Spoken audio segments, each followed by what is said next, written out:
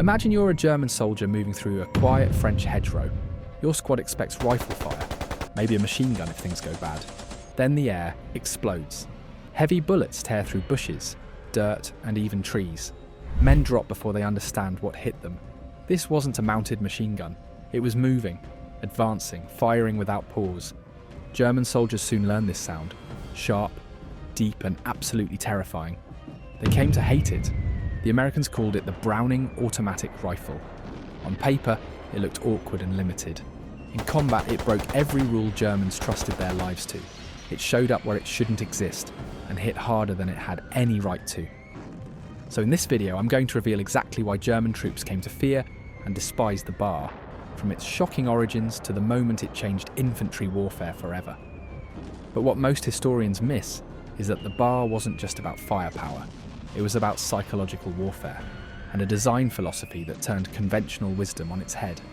The story of how this rifle went from a sketch to the weapon that terrified an entire army reveals secrets that changed modern combat forever. Here's something most people don't know about the bar's creation. By 1918, the battlefields of Europe were a nightmare of mud, barbed wire, and endless trenches. Soldiers died in the open, pinned down by machine guns that dominated the battlefield. Rifles were accurate but too slow to stop waves of enemies. Heavy machine guns could pour fire, but they were massive, hard to move, and slow to set up. The German Maxim gun, called the Devil's Paintbrush, could fire without interruption as many as 2,000 rounds before its water-cooling jacket needed refilling. The US Army realised it needed something completely revolutionary, something that could move with soldiers and fire like a machine gun. A weapon that combined mobility with sustained automatic fire. Enter John Moses Browning.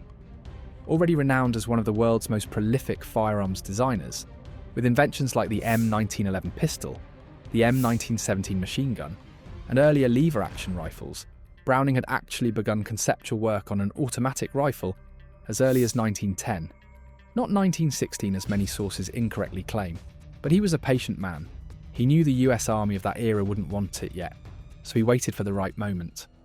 When America entered World War I in April 1917, that moment arrived. The Army urgently commissioned Browning to create a lightweight, man-portable, automatic rifle to address the desperate need for mobile squad-level firepower. American troops were being issued unreliable French-supplied weapons like the Chauchat, which was plagued with problems. Its open-sided magazines collected dirt and mud. It overheated and locked up, and soldiers universally despised it. Browning rapidly refined his earlier designs and delivered a functional prototype in early 1917. On February 27, 1917, at Congress Heights south of Washington, D.C., Browning demonstrated his new weapon to approximately 300 people.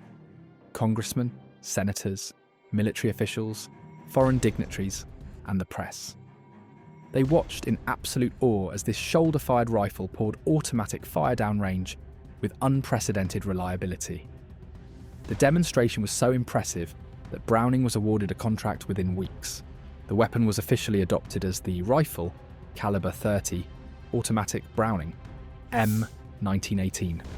The original M1918 bar had a cyclic rate of fire of approximately 500 to 650 rounds per minute in full automatic mode, allowing it to deliver sustained bursts far beyond what bolt-action rifles could achieve. Each powerful .30-06 Springfield round produced a distinctive, deep report that carried across the battlefield and became instantly recognisable. This invention was so important that Browning's son, Second Lieutenant Val A. Browning, who was serving in the US Army Ordnance Branch, personally travelled to France in early 1918 to demonstrate the bar, conduct live fire tests, and train American Expeditionary Forces troops on its operation. The bar arrived at the front in September 1918, just months before the war ended. The first unit to use it in combat was the 79th Infantry Division on September 13, 1918. Despite this late introduction, it made a massive impression. American soldiers loved having a mini machine gun in their hands. Enemy troops absolutely hated it.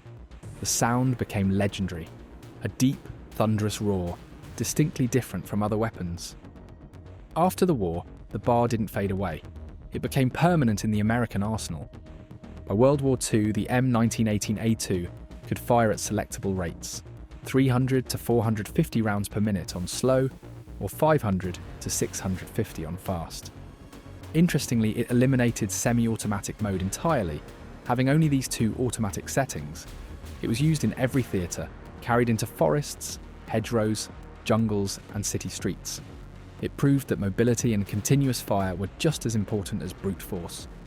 Now here's where the bar gets really interesting, and where the Germans started to realise what they were up against. The Browning automatic rifle wasn't designed to look clever. It was designed to survive war. Every part reflected one idea. It had to work under dirt, stress, rain, and fear. When American soldiers picked it up, they were holding something built for brutal use, not parade ground perfection. At its core, the bar used a gas-operated system. Each shot pushed gas through a port in the barrel, driving a piston that forced the bolt back and loaded the next round. This gave the rifle strong, steady power. It didn't need careful handling. It could keep firing even when fouled by mud or dust. That mattered enormously in trenches and forests, where cleaning a weapon was often a luxury soldiers couldn't afford. One strange detail made the bar stand out. It fired from an open bolt. The bolt stayed back until the trigger was pulled, allowing air to flow through and cool the weapon during long bursts. It also reduced the risk of rounds cooking off in a hot barrel, a serious danger that could cause uncontrolled firing. The trade-off was slightly reduced accuracy, but the bar wasn't meant for careful shots. It was meant to dominate space and time. The rifle fired full-power .30-06 Springfield rounds, the same cartridges used in standard American rifles. This was deliberate. Each bullet hit incredibly hard and could punch through cover soldiers trusted. Trees, wooden walls, and packed earth often failed to stop these powerful rounds. This gave the bar a brutal edge in close and medium-range fights. Enemies learned quickly that hiding behind cover didn't mean safety when a bar opened up. The original bar fed from a 20-round detachable box magazine. This limited capacity forced gunners to fire with discipline rather than waste ammunition. Reloading under pressure became a critical skill. Some 40-round magazines existed for anti-aircraft use, but they were rare and withdrawn in 1927. Most barmen learned to make every burst count. The sights came from the Enfield 1917 rifle, with range graduations extending to 1,500 yards. Few soldiers used those extreme distances in combat, but they showed the bar was expected to fight across open ground and tight spaces alike. The bar had no bayonet mount, and no bayonet was ever issued. This was deliberate. It wasn't meant to charge enemy positions. It was meant to pin enemies down, suppress their fire, and break attacks before they got close. Over time, the design evolved. Later versions added bipods to control recoil. The M1918A2 gained heavier parts, a carrying handle, and support features as it shifted from assault weapon to squad support gun. But the core stayed the same: heavy, loud, reliable. Soldiers knew that when everything else failed, the bar would fire. That reliability kept it in service for decades. Speaking of weapons that changed history, if you're enjoying these untold stories from the battlefield, hit that subscribe button right now, because I've got more shocking weapon histories coming that you won't want to miss. But here's what nobody tells you about the bar in actual combat, and this is where things get fascinating. The weapon first reached American forces in France in September 1918, only months before the war ended in November. Each gun was carried by a 3-man team. One man carried the rifle and 6 magazines. Another carried 18 extra magazines, and the third carried 20 more. The weight was distributed so teams could move as fast as regular riflemen. By November 1918, approximately 52,000 bars had been delivered. Even with limited action, its sound of rapid fire became legendary and struck fear in enemies who encountered it. Between the wars, the bar remained crucial to US military structure. It stayed with the regular army and National Guard units. Large warships sometimes had over 200 bars aboard. Marines carried them on patrols in Haiti and Nicaragua during the Banana Wars. Sailors used them on river patrols in China. Training took 2 full days, much longer than other weapons, but soldiers quickly learned to respect its devastating power. During World War II, the bar became the heart of squad firepower. The M1918A2 was issued to every 12-man infantry squad. Early in the war, squads had 3-man bar teams with a gunner, assistant, and magazine carrier. Later, many units switched to 1-man teams, with other soldiers carrying extra magazines. The army saw it as a support weapon, but the Marines, fighting brutal Pacific battles, discovered squads were more effective when built around the bar, with riflemen protecting the automatic riflemen. In dense jungles, the bar often led patrols, breaking ambushes with rapid fire. By 1945, Marine divisions had almost twice as many bars as in 1943. The bar wasn't perfect.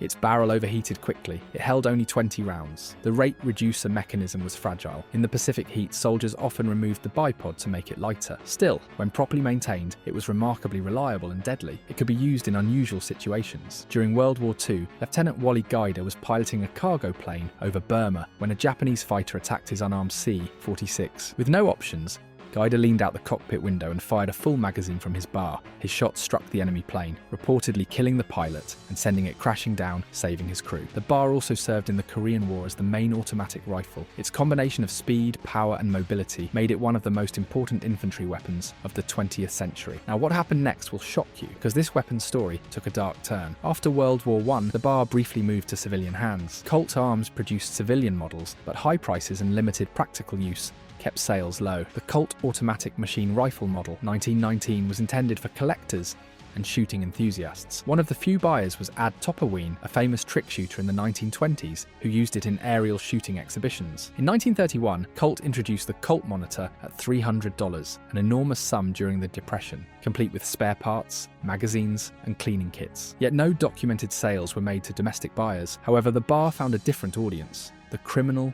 underworld. By the mid-1930s, gangsters like Clyde Barrow of Bonnie and Clyde fame made the bar notorious. Barrow reportedly received his first bars from another criminal who'd stolen them from a Missouri National Guard armory. He then robbed other armories in Oklahoma and Illinois. These stolen weapons were often customized, barrels shortened, stocks cut down for vehicle concealment. They used armor-piercing ammunition that could tear through police car bodies and brick walls. Eyewitness accounts recalled Bonnie Parker firing full automatic during confrontations, pinning down law officers while the gang escaped. The bar's raw power and portability made it perfect for violent outlaws. When Bonnie and Clyde were killed in their Louisiana ambush on May 23, 1934, their bodies riddled with 43 bullet wounds. Investigators found 3 full-auto bars in their Ford, along with 100 loaded magazines and bandoliers. The firepower was staggering. Law enforcement caught up quickly. The FBI began acquiring bars and training agents. Colt sold rifles to the FBI, Treasury Department, state prisons, and police departments, creating a network of authorized users